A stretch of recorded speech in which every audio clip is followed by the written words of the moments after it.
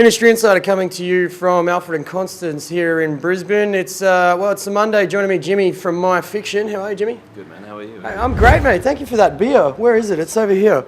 I'll have to. Lime. Yeah, I'll get the lime sorted out. So, whilst I'm trying to, can you hold that for me for a second? Yeah, it's very unprofessional of me. No, that's fine. I'm used to this. Ooh.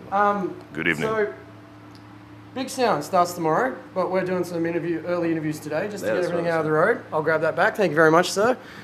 You guys are playing this week. Let's have a quick chat about those shows. I want to get into the band a little bit more. So, what are you playing? You've got a Tuesday night show. Tuesday night at X and Y with a couple of other bands as well. It's kind of like a Bigsound pre-show sort of thing, which would be really cool. So, Sugar Rush are putting that on, which would be nice.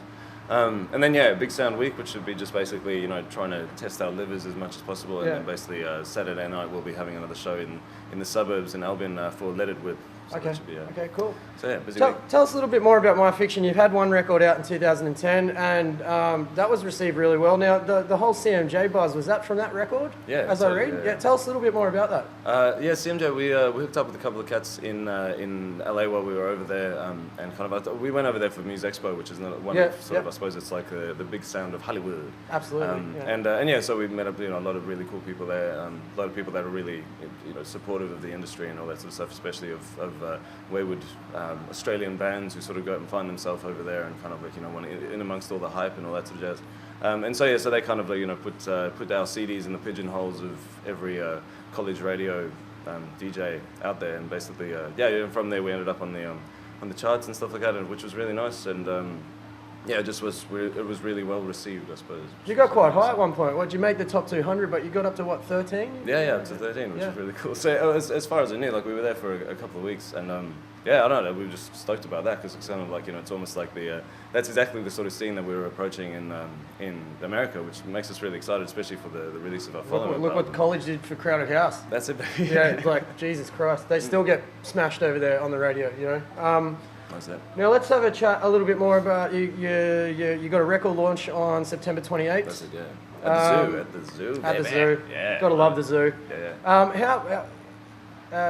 What are you doing with the record? Are you doing how is it going to be rolled out with a national tour, or are you going to start smaller? Yeah, we're thinking, because it's mainly, what we want to do is just get the music out there, and we're just trying to find the avenues to take. So obviously there's going to be a bit of touring involved. In October, definitely we're going to be heading down to Sydney and Melbourne and Canberra again, which was really cool. Last time we were there, it was freezing cold, man. And hopefully it will be a little bit more toasty. And then we're doing a really big, we're trying to reach all the coasts in February next year, and hopefully trying to get overseas again as well.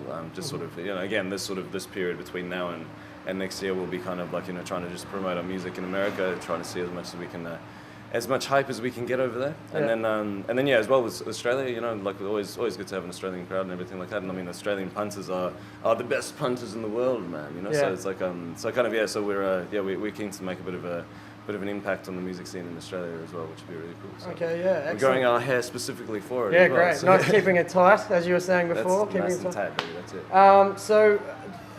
So is there any focus on a European market? I tend to find that bands, when they go overseas, they find their market and they stick to it, and it seems to be America for you right now. Oh yeah, it's mainly because we just haven't been to Europe just yet. I've got a lot of European friends that say that they like our music, so I don't know if that counts for anything. Yeah. But kind of like that's definitely a market that we'd love to approach. It's just it's a matter of just the band getting over there, whether it comes to funding or something like that. Plus, the government does a really good job or the council does a really good job of sending bands over there for things like South by Southwest. And exports. Glenn Dickey and Millie Millgate and Mary Michalakos from, you got Sounds Australia and the Aussie Barbecue there in all those mentions. But that's it, man. Yeah, they're doing very well. More information than I know. Anyway. Yeah, they're fantastic people. And they're doing a very good job. Yeah. Totally, man. Yeah, so that's one of those things that we'd like to. We definitely every year we apply for that because another hope and dream is that we end up over there for South by Southwest, which would be really good. And I suppose it's mainly because like we've just had we have had the opportunity to go over to America and make a bit of a splash there, which I think is really good. So with the whole European thing, we'll probably find that we'll go over there for like 2 weeks or something like that as well, and dip your toes in the water. Yeah, totally, and then just be like, I need to live here in France or something like that. Yeah, right. So yeah, it would be really cool, I think. But I don't know, it's yet to be discovered. There's also the Japanese market we're trying, or not Japanese, I shouldn't say the Japanese market, the Japanese people we're trying to sort of like fill their ear holes with our music as well, because there are, I don't know, we've just always, anytime we've heard any any reviews of bands going over to Japan, they say they just have the most amazing time, and so that's definitely somewhere that we'd like to go in the near future. So I suppose global, man, everywhere, and also Africa, because I'm originally from Africa, South Africa. So I'd love to head back over there and gig for my family. Even that'd be amazing. Yeah, even if it's like a little pub somewhere or something like that. That's even really an cool area I haven't hit yet for interviews, which is one I'd love to go back to. So totally. We'll have to have a chat about that over a few more beers. I think. That's it. All right, let's just remind everybody. So Tuesday night. This week at Bigsound, you're playing X and Y, kicking off. Then you've got a Saturday night show. Yeah, Saturday night, Albin.